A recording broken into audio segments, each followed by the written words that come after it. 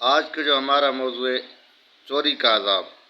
رسول خدا صلی اللہ علیہ وآلہ وسلم نے فرمایا، جس شخص نے جس چیز کی کچھ تھوڑا سا بھی سامان چرایا، قیامت کے دن اس سامان کو اپنی گردن میں آگ کے توق کی شکل میں لٹکا کر آئے گا، اور جس نے تھوڑا سا بھی مال حرام کھایا تو اس کے پیٹ میں آگ دھونکائی جائے گی، اور اس کی ایسی خوفناک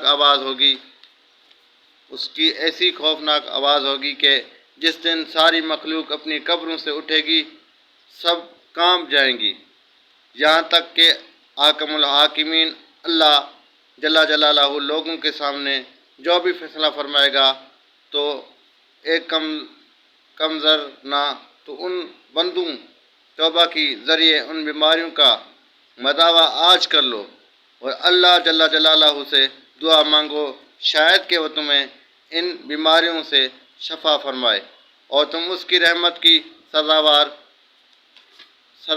بن جاؤ، اور عذاب میں واقع ہونے اور تمہیں ذلت و خواری اٹھانے اور تمہاری زباں کنگ ہونے اور تمہارے دل پر مہر لگنے سے پہلے تم اس کے قرب و فضل کے مستحق ہو جاؤ۔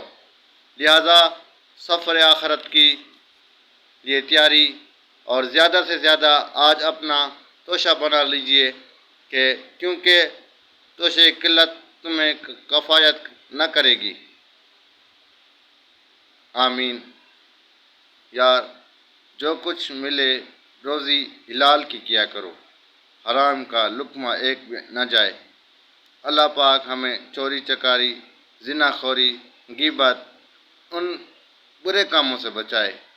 زندگی 4 دن کی ہے، کچھ آج کر لے جو آخرت میں کام آ جائے، قبر میں ہم اپنے نبی کو منہ دکھانے کے قابل ہو جائیں۔ یوں تو دعوے ہر کوئی کرتا ہے، ہم عاشق رسول ہیں۔ یار، کوئی بھی ایسا کام کر جاؤ۔ بابا فرماتے تھے، جب روح میرے پیرانے خاکی سے نکلے، ان کے روضے سے آواز آئے کہ وہ میرا فقیر آیا۔ جزاک اللہ۔ السلام علیکم۔